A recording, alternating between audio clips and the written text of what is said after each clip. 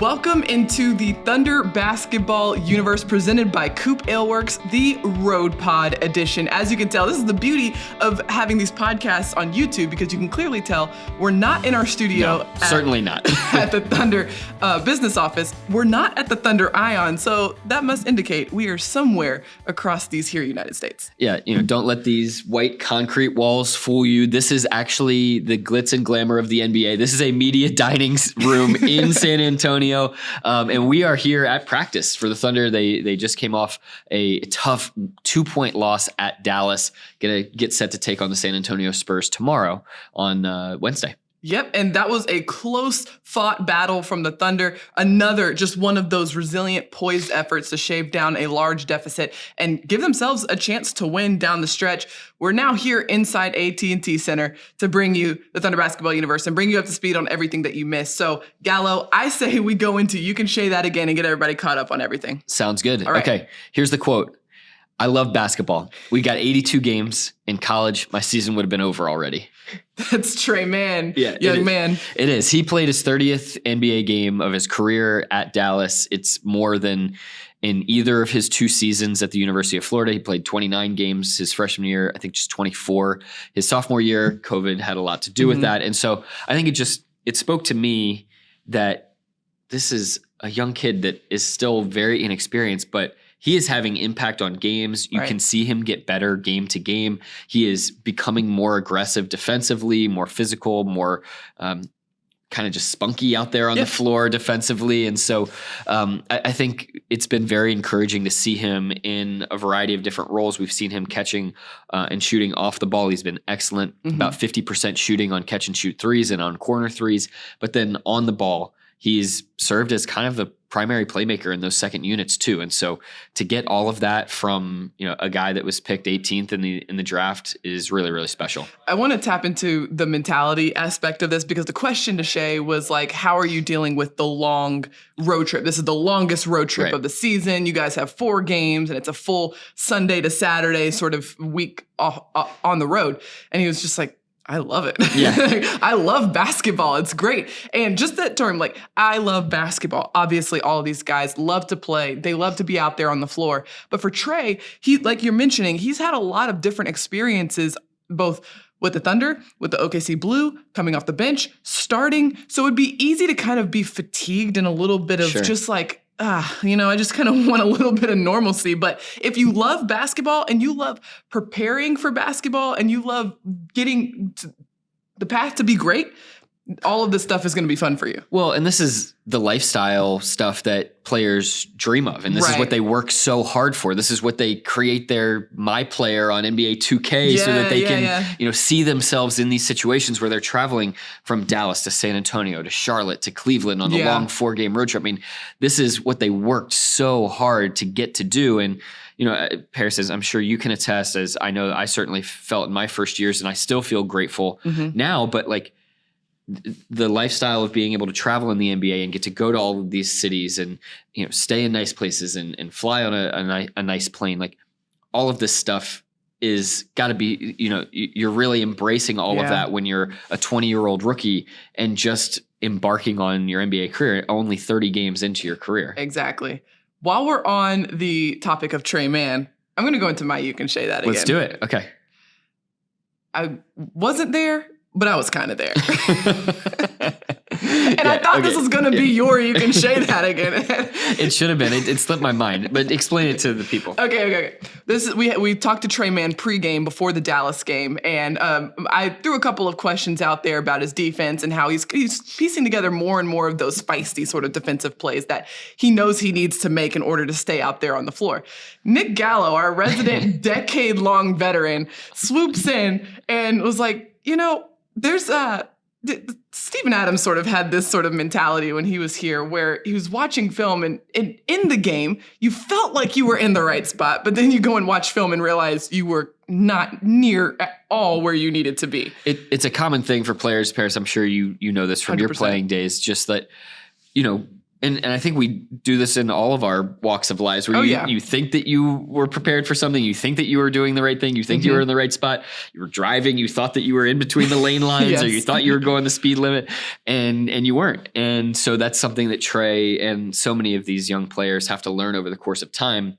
It just struck me your line of questioning to Trey was so good, and he was so forthcoming about the work that he does with Coach Mark Daignault and his assistant coach David Akinyoye, that it was just kind of the opportunity for a perfect little follow-up question, just given some of the context of what I've heard from players, even a guy like Steven Adams, who was a defensive anchor of this Thunder team and organization for a half decade, if not longer, that he kind of was able to really serve in that role. And it's true for a rookie, and it's true for a guy who is in his 7th or 8th year, that sometimes when you look at that truth box, when you watch the film, where you thought that you were and where you were supposed to be, if you were supposed to be in help and in the shell at the elbow and showing wide position and keeping those arms out, you might have had alligator arms on that play. You might not have really been there the way that you thought you were. And so Trey's quote was excellent. And say it to the people again, because it was so well put. I wasn't there, but I was kind of there. Yeah. And what he was referring to was, he was physically in the right spot. His feet were in the right spot. But if your hands aren't wide, if your head's not turned the right direction, if you're not active with those hands, if you're not light on your toes and active with those feet, when you're 6'3", 6'4", 6'5", whatever Trey measures at today, and you're a little bit lighter weight, that makes a huge difference in this league. And I think those are the small detail points that Thunder players are learning on a day-by-day basis. And it's a good life lesson in general. You hinted at this.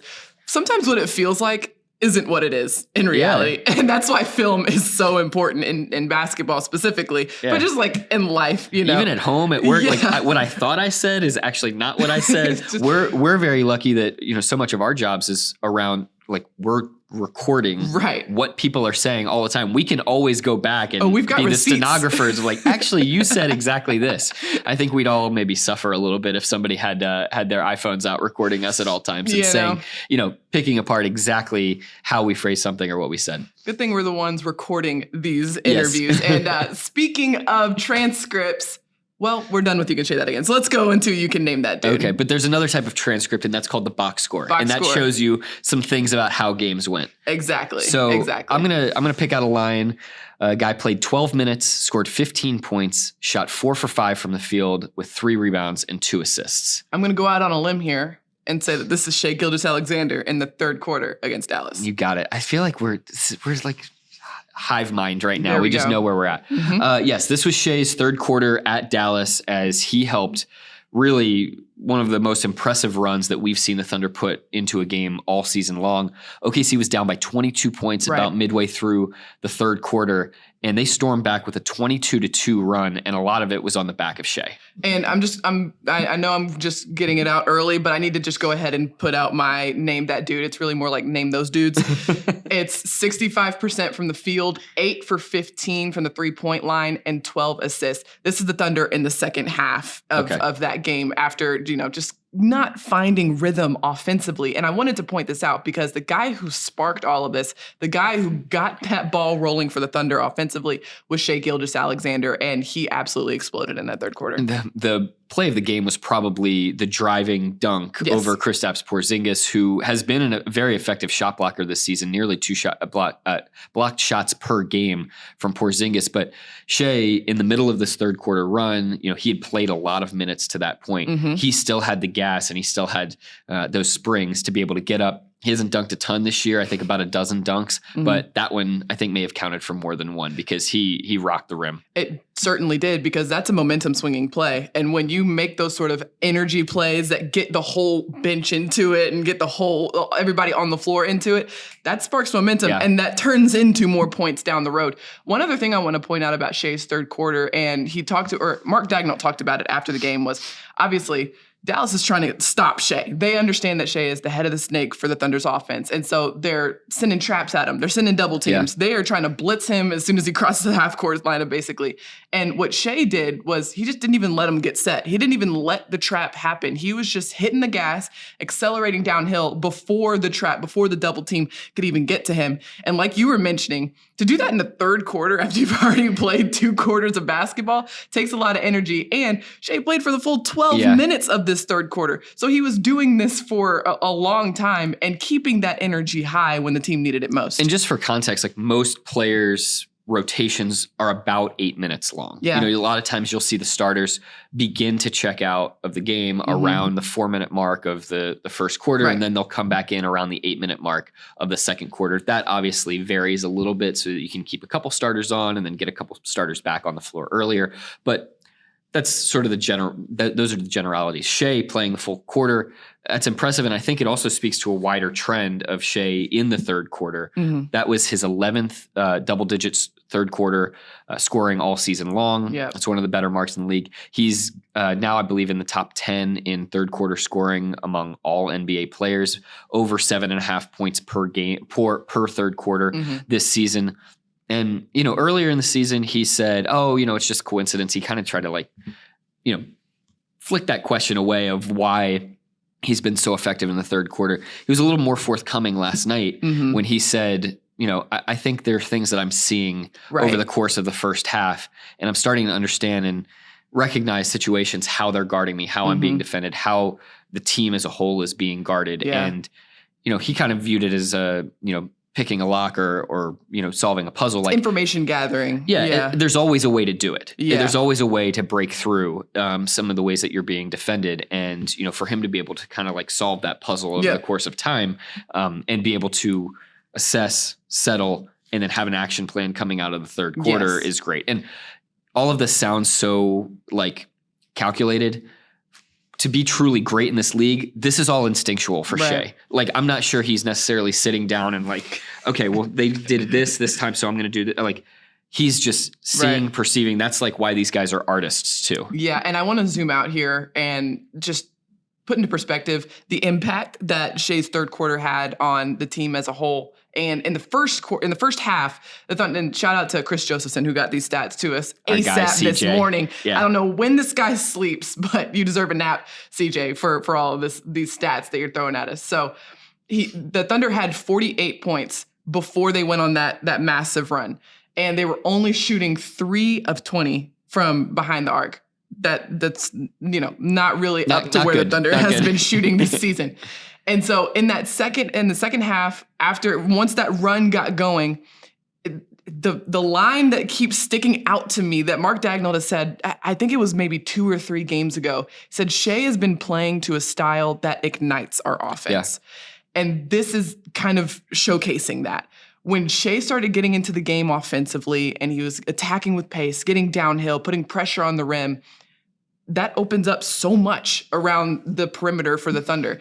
These shots started getting a little less contested. They started to be a little bit more in rhythm, a little more open, and guys were able to knock them down. And also seeing the ball go through the hoop from your teammates, I imagine, is a little bit more energizing for you when you're out there behind the arc and you get a wide open look. Yeah, there is an atmospheric quality to that where things are going good and it makes things go good more. There's like there's that positive feedback loop of like, okay, we've got the mojo now, we've got some momentum. That follow through is a little bit firmer, a little bit more confident. You saw, I mean, the guy that I thought maybe was most affected by Shai and how well he played was Josh Giddey, because you saw the confidence brimming off of Josh. He nailed a couple big time threes during that run, and I think it's further evidence that these two guys are every single game continuing to figure out how they're going to attack together and how they're going to lead this group in terms of its playmaking to be the best version of themselves in this team possible. And, you know, Josh definitely was able to make a nice push forward. 8 straight games in double figures for Josh Giddey. Yep, and 5 assists, 6 rebounds, again, just all over the floor. Shai also had 5 assists,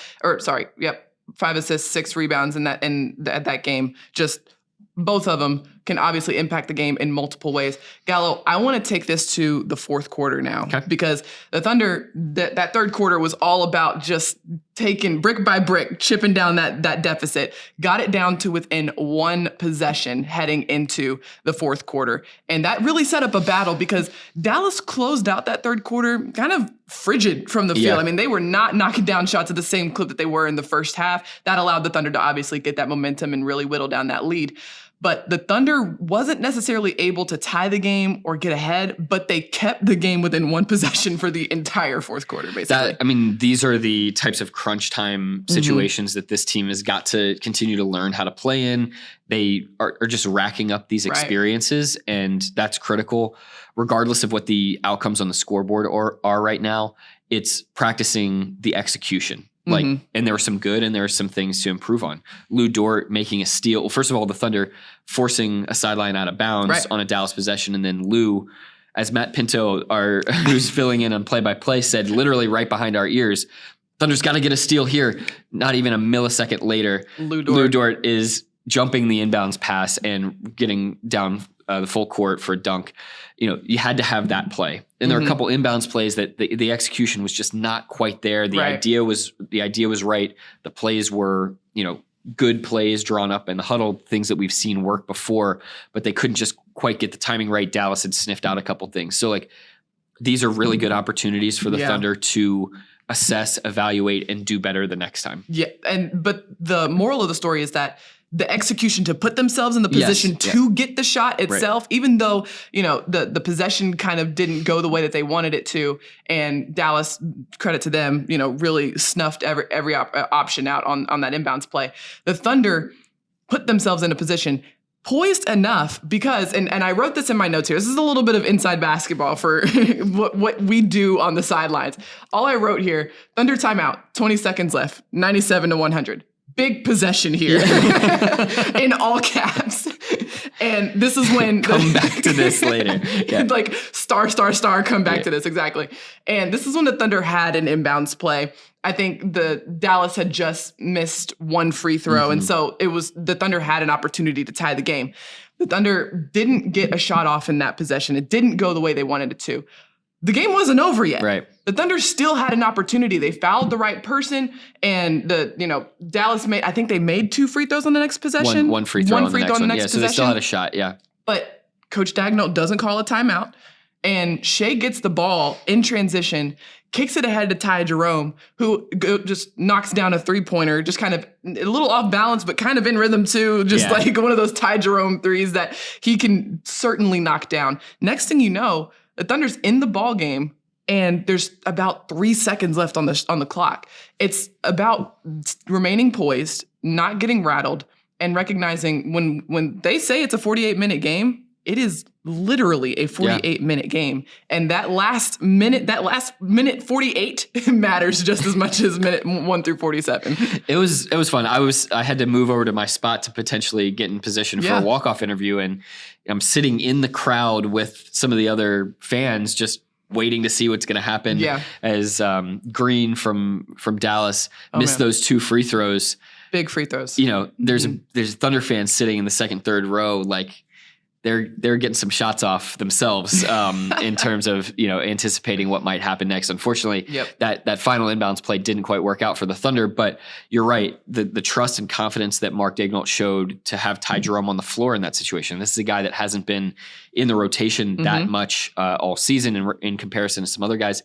The confidence that he showed in Trey Mann, who we talked about at the beginning of the show, to go in there for Lou Dort when Lou fouled out of the game and defend Luka Doncic for a stretch and make a big-time steal in those final possessions. I mean, that's incredible to put those 2 guards on the floor who are not necessarily you wouldn't stereotype them as defensive first guards. Right. And both of them held up and ensured that the Thunder had a chance down the stretch. I love what Lou said after the game, where it's guys just got to step up. You got to be ready. And obviously Lou Dort fouled out late in that game. And those 2 guys, they just stepped in and they held their own in that moment. Yeah. So impressive stuff. Just to put a bow on that fourth quarter that you mentioned, the Thunder shot 63%, 12 of 19, hit half of their threes, 4 for 8 from 3, had 6 assists, on those 12 made baskets too. Yep. And Shay said after the game, obviously, there's a standard that the Thunder wants to play at. Obviously, it's a 48-minute game. And whether they're up or down, they want to stay true to their identity of basketball. That's why you see these sort of big comebacks.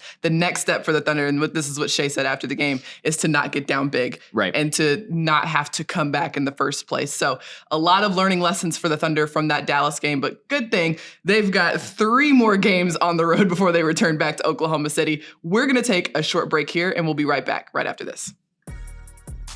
COOP Ale Works is the proud sponsor of Thunder Basketball Universe. Brewers of the fan favorites F5 IPA and 99-calorie Ice Chest IPA. You'll find those and many more COOP beers at retailers across Oklahoma. Learn more at coopaleworks.com. Welcome back. As you can tell, we have a new guest with us today, and that's Jeremiah Robinson-Earl, fresh out of practice. We appreciate you joining us today. One thing that we talked about this right off the top of the podcast, this is the longest road trip of the season for you guys. You're only 2 days into this, but what are you thinking heading into this sort of road trip? I mean, it's nice to kind of get a change of scenery from at least being at home all the time. So it might be a long stretch, but I mean, it's fun just being able to do what you love doing, playing basketball, being around a lot of like-minded people and just great people. So it's been a lot of fun just on day 2 of the 7-day road trip so far. I know you probably played a ton of games in AAU, but you've already played more games this season than you did in either of your college seasons at Villanova. I know COVID probably had something to do with that, but just I don't know, is it surreal to you at all that like you're this deep into your NBA career and you've racked up all of these experiences so far and how quickly the schedule comes? Yeah, for sure. It's crazy like how we're already like 42 games in the season already, and how like I'm just like still sometimes sort of like I'm playing in the NBA and like on a fun team that we can just really get better every single day. There's a lot of opportunity on the table, so it's a lot of fun, but it's still just crazy the opportunity that's there for me and just our teammates. We were talking to Trey yesterday, and a fellow rookie like you, same age, and he was talking about watching film with Mark Dagnall and DA, and that sometimes when he'd watch film, he'd be in a whole different position on the floor than he thought he was when he was out on the court. Have you had some of those experiences too, just given how fast the game moves and stuff like that? Yeah, I mean, sometimes it's nice being able to like have film so you can see like in the moment you might be thinking something, but then like you might watch it again, you're kind of like, all right, like what was I doing? Or like I could have done this, done that. So it's really important to have that film, and it's nice having a great player development staff and assistant coaches that are really hands-on with your development and want you to get better. And so just being able to watch that film with them is really helpful. Is there anything that you've noticed, like something that really stood out to you that has helped you over the course of this season? I would say just offensively, at least just trying to find different ways to finish, because there's a lot of guys that are bigger, longer, taller. So just being able to find different ways to finish it around the rim. And I would say just even though the game is going really fast, just being able to slow it down. Like maybe if I'm going to set in a ball screen, instead of just running and just not even screening anybody, just really like slow the pace down of the game. So just letting it come to you instead of you trying to force things out there on the court. Yeah, we saw that reverse flipping layup. Without even using the backboard, too? You kept your pivot foot. Like, how did you do that? Like, I knew I wanted to do that, but like I was trying to use the backboard, but it just like rolled into the room. Like, that's one of those like, we'll take it. It went in. I'm not mad at it. Okay, so I want to backtrack a little bit because we keep talking about watching film, and I don't think a lot of people realize like how much film that players watch, like just during like any given week. So take us through like obviously you watch film with the team, but I imagine coaches take you aside and you also watch film there as well. Yeah, the main time I really watch film is after my little pre-workout before the game is when me and Cam will sit down and just kind of watch different clips, whatever clips he has pulled up from the game, if it's offense, defense, if it's scoring, shooting opportunities, setting screens. So it's just that's probably my main time I really watch film, but they send us the whole game on Huddle, so I'll check out the game a little bit on there as well, just to kind of just see if I have any thoughts from the game and be able to talk with the coaches about any ideas or things that happened during it. How much has the NBA just kind of like changed how you watch film versus like, college? Obviously you watch film there as well, but I imagine that's a little more team oriented versus the NBA. Yeah, it definitely is more team oriented. In college, you might have at Villanova, we had like 2 hour and a half, 2 hour film sessions. We'll just watch the full game, and coach will just have his spiel of whatever his thoughts are on the game. But definitely, I feel like there's a lot more kind of individual aspect necessarily in the NBA. Obviously, it's really team organizational, but like you really should focus on your player, on your own individual development. So I think it's really important to be able to just focus on your own game at times, be able to keep expanding it and throughout the offense or the defense, just so you're not getting out of your lane, staying in your lane, and being able to be helpful for the team. Lets you get into the details and kind of the minutia of your game. For sure. You've played the 4 and the 5, so when you're watching film, is that kind of like separated out for you? Like, hey, here's some clips of you when you were at the 4 spot. Here's some clips with you at the 5. Or are those things more interchangeable? Yeah, I think they're different in the same at the same time, because at the 5 I'm kind of more of like a just create offense, like maybe be the guy that gets it to the second side, just kind of more moving the ball around. But the 4, maybe getting more off ball opportunities, but still being able to create action. So I try not to overthink it at times, but just going out there and just playing ball, just being a basketball player. So I feel like that at the end of the day, you might have things you might want to focus on being at the 4, but being at the 5, but just going out there, just relying on your instincts and the habits you build in practice or wherever you do, just going out there and playing ball. We talk about that all the time. Like, do your thinking before the game, and then when you're out there, don't think, just play. Yeah, absolutely. I think that's important. I feel like if you overthink it, then you can't do what you want to do. So just being able to go out there with a clear mind, but knowing what you're trying to do, but not overthinking it. Because if you overthink it, then you just kind of maybe turn into a mess, and you're missing shots, you're not making the right plays. So just trying to keep a clear mind is important when you're out there. Thinking takes time. Yeah, absolutely. It paralyzes you. You think too much. Absolutely. Yeah. Well, I want to go into yesterday's game against Dallas. Obviously, that you fell short, but that third quarter, you guys really were able to turn it around. It's not new for this team, kind of all season, to be able to fight back and really make it a game down the stretch. Just what was it in that third quarter, that stretch there, that allowed you guys to kind of like whittle down that lead and get it to where you needed it to be? Yeah, we talk about we play 48-minute game. No matter if we're down by 20 in the first quarter, the second quarter, there's still 24 minutes, 36 minutes left in the game. So never playing the scoreboard, but just keep playing on our terms and what we want to do. And it's great that we can be able to compete at a high level and be able to fight even if we're down, but still we need to be better about not being in a position when we're down by 15, 20 points. But I think it just shows that we have a lot of fight in us and that we can be a really good team by the end of this year, going into next year and the years to come. Shay talked about, over the course of a first half of a game, he's really able to assess, okay, how are we being guarded? Like, how am I specifically being guarded? Because, Dallas threw like 6 different defenses and traps and zones and stuff at him last night. But in the second half, it seemed like you all were really able to play that offensive style that you want to get to, that ball movement, the pace, the tempo, whatever.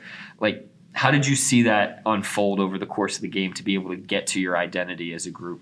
I think our coaches do a great job at halftime being able to assess as well. And we do a great job just communicating with each other, because I feel like when I'm playing the 5 or just in situations, I feel like it's important for me to talk with Shay about, because I'm setting a lot of his ball screens. So knowing how they're playing him, so how can I help him to be in a better position? And if I need to really nail the screen, or if I need to get out, or if I should roll, pop, be in a certain area. So I definitely try to talk to him and just kind of know where his mind is at. So when I'm setting my screens, I know where to be and not in his way, and just kind of be more helpful for him. Sometimes I think there's a stereotype about guys that screen that it's just brute force. But like, I notice you and a lot of the guys that have been really successful in this league, you're picking different sides. Sometimes you're screening directly behind the guy's back. It's angles, it's timing, it's making sure that your feet are in the position at the exact right time as Shays coming around the screen. I mean, tell us about maybe some of the nuances of that. I mean, it's really like a chess match almost, because the other team has certain coverages for certain players and certain situations. So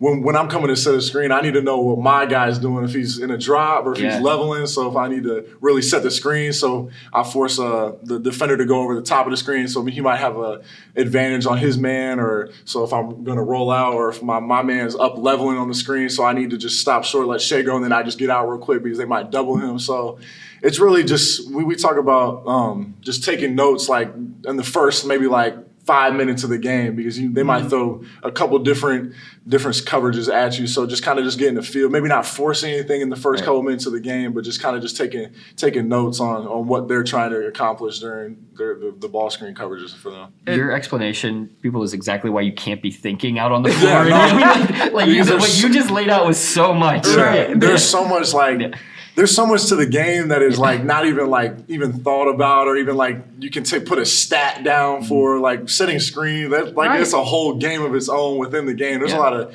different, like I just said, like there's a lot of games within the game that you're trying to compete at during the game. People just don't realize how many screen options there are. Yeah. Like sometimes so the many. best screen isn't setting a screen, right? Like it's getting to the level and then like slipping out before you even make because contact. sometimes I'm playing a game with a guy guarding the ball because he knows I'm coming, but like, am I going to really hit him, or am I going to force him to go over? Or am I not even going to set the screen? So it's like there's a lot of reads you have to go out there, but like we talked about, like you just got to go out there and instinctually do it. Like you know what you're doing, but you can't just like overthink it, because then you're just not even going to be able to do what you want to do. And that's one of the things we noticed about you early on in Summer League was your footwork in those screens. And I imagine Villanova played a huge factor in that. But yeah, being able to come in with a little bit of an advantage, knowing that, all right, I've got a little bit of instincts coming in when it comes to setting screens. I imagine that helped a lot. Yeah, no, I think Villanova does a great job just with footwork in general. Yeah. Everybody makes fun of us because we jump stop and we dive on the floor. We do all these little things, but I feel like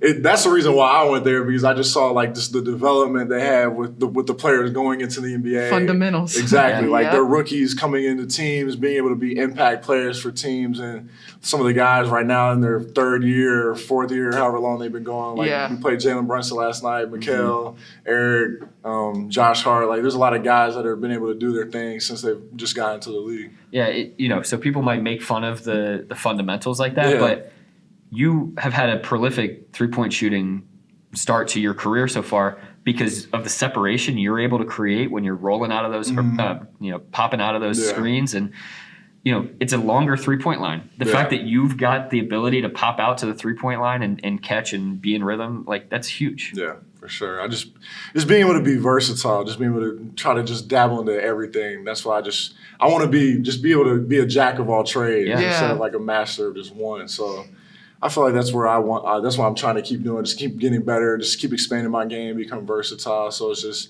can be difficult for other teams to be able to guard and just deal with. Yeah. Mark Dagnall talks about there being like kind of three different types of five men in the NBA. There's your hard rollers, the guys that are gonna go above the rim for alley-oops. There's the pick and pop guys, like a Mike Muscala, who he does roll some, but mostly he's pick and popping. You're really trying to be the third kind, which is like can do a little bit of all three of those, a little bit of everything. Just kind of like what we talked about, like in ball screen coverages, like being able to, if the roll's better in this situation, being able to roll. If the pop's better in this situation, being a pop. So just being able to be a threat at all three levels of the floor, I feel like is important. How much does that just like extra instinctual understanding of how to set screens help you on the defensive end and being able to cover them? Yeah, no, I think it definitely helps knowing the game of how like the pick and roll offense, because that's what the NBA is. Everything is a pick and roll. Everything will come back into a pick and roll. Right. Just knowing how it works on maybe the offensive end helps on the defensive end, because then I know how I should be able to guard it, or knowing what they're trying to accomplish in their ball screen cover. So I think it's important just knowing all the nuances of how the ball screen coverage is and the pick and roll game works. Yep, definitely a lot to learn in that area. Just there's so much to think about, I imagine. Sure. But want to zoom out before we let you go. You guys have 3 more games on this road trip. What were some of the biggest takeaways from that Dallas game that you guys can use in this next game against San Antonio? I think we just did a great job just being able to compete. I think obviously just not wanting to be in a position when we're down by 20, but just showing that no matter what the score is, we're going to go until the final horn and sound. So I think just being able to stick together, just keep it one possession at a time, just keep getting stops on defense and just relying and then just not having to rely on our offense, but knowing that it will come with the stops and just throughout the game. So I think it's important we just stay together and keep competing. I got one more question for you. Okay. Zooming out back a little bit further, and that is on Saturday, we know the bright lights are on you guys at all times, but you had a microphone in your hand pregame against Cleveland to deliver the message to Paycom Center, just commemorating Dr. Martin Luther King Jr. How did you feel in that moment? What was that like for you? Have you ever talked to 18,000 people before like that? Not necessarily 18, but I gave a speech at my high school graduation, which was maybe a minute and a half, 2 minutes. And it was I went to IMG Academy, so there was a ton of international, maybe a couple thousand people there. So thinking like if I could do that for like a minute and a half, I can give like a quick 15-second speech about Martin Luther King. So I felt fine going into it. So it wasn't too bad. The thing I always love about this is almost like a Thunder tradition is like anybody that has to go up and give an address in front of the entire crowd. Whenever they come back to the bench, everyone's giving them high fives. So Everybody's patting them on the Everyone's like, butt. you were so well spoken. I'm like, man, I'm trying to play a game. I just love how encouraging everybody is. It's so great. You went out there and you made a play. You made a play for the team. Yeah. Well, we can vouch for you. You did a great job. Appreciate You did a it. great Thank job you. while you were Thank out you. there. They were right. They were right. And J-Rob, you were awesome today. Thank you so much for Appreciate joining it. us. Thank We you. appreciate you taking the time after practice For today. sure. Thank you. All right, we'll be right back right after this.